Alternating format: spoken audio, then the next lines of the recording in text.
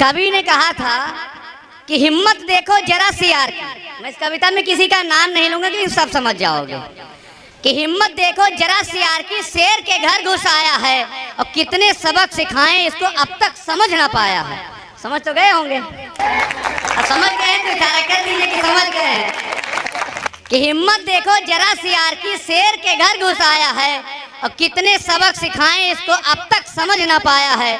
अब मूर्ख समझ क्या बैठा हमको, हम सह लेंगे गीदड़ की धमकी, अभी निवारण कर देते हैं तेरे इस मिथ्या भ्रम की।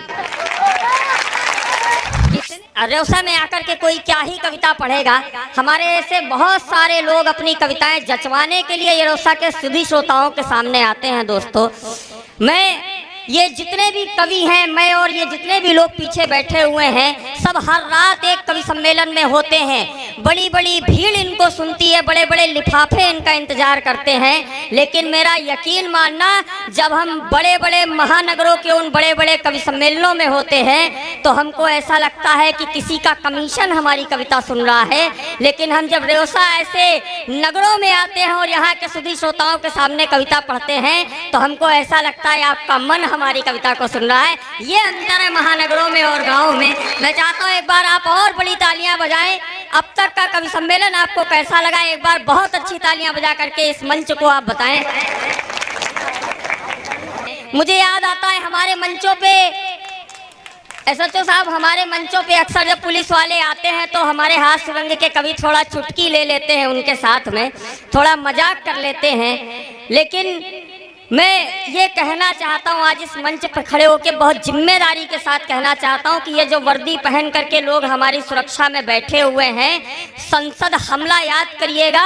जब इस देश की संसद में आपकी भाषा को, आपकी बात को बोलने वाले सांसद अपनी कुर्सियों के नीचे, मेजों के नीचे छिपने की जगह ढूंढ रहे थे, तब इस देश की वर्दियों ने अपनी जान की बाजी लगा करके अपने बलिदान दिए इस देश की संसद की रक्षा के लिए। 4 पंक्तियां चौधरी मदन मोहन सबर जी ने लिखी और 4 पंक्तियां वो 80 और मसीह के साधक हैं, आदरणीय आपकी तरह। वो भी स्वयं एक पुलिस के अधिकारी हैं, मदन मोहन समर जी। उन्होंने लिखा और ये पंक्तियां बहुत प्रसिद्ध हैं। उन्होंने लिखा कि उनके गर्म लहू के छींटे साहस की तहरीर बने, वे जीते जी लोकतंत्र के मंदिर की प्राचीर बने। अरे 8 जवानों की कुर्बानी ने भारत का मान रखा, अपनी लाशें बिछा नींव में ऊपर हिंदुस्तान रखा, अपनी लाशें बिछा नींव में ऊपर। मैं चाहता हूँ आपकी जोरदार तालियों के बीच में आदरणीय एसएचओ साहब हनुमंत तिवारी हमारे बीच में।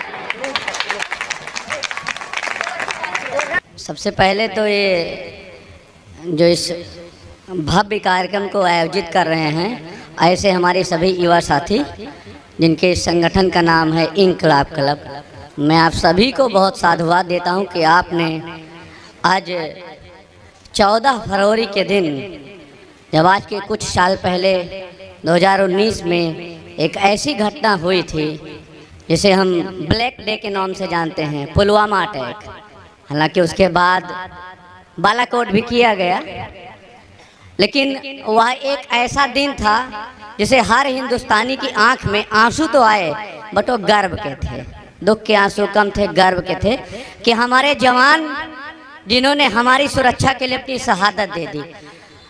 इस बात के लिए विशेष आभार इस कमेटी को मैं दूंगा, क्योंकि आए दिन ये चर्चा होती है कि आज का युवा दिग्भ्रमित हो रहा है। तब ऐसे समय जब लोग वैलेंटाइन डे मना रहे हैं, हमारे कुछ युवा पुलवामा के शहीदों को याद करवा रहे हैं, इससे मैं बहुत गौरव की अनुभूति कर रहा हूँ कि हमारा युवा सही दिशा में और हमारा राष्ट्र सुरक्षित दिशा में है। जैसा अभी आपने थोड़ी देर पहले भाई साहब कविता कर रहे थे, बहुत अच्छी अच्छी बातें कही।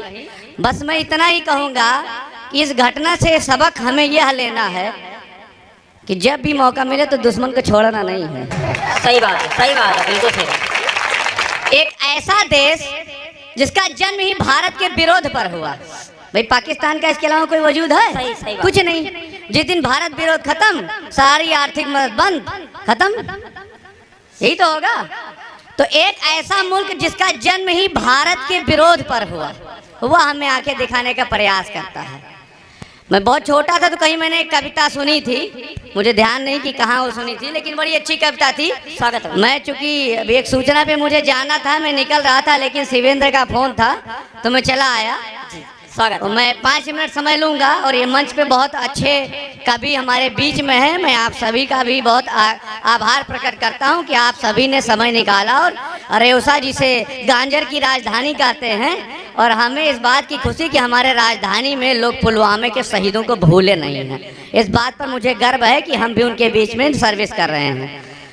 तो एक कवि ने कहा था कि हिम्मत देखो जरा सी यार की। मैं इस कविता में किसी का नाम नहीं लूंगा कि सब समझ जाओगे कि हिम्मत देखो जरा सी यार की, शेर के घर घुस आया है और कितने सबक सिखाएं इसको अब तक समझ ना पाया है। समझ तो गए होंगे, समझ गए तो इशारा कर दीजिए कि समझ गए।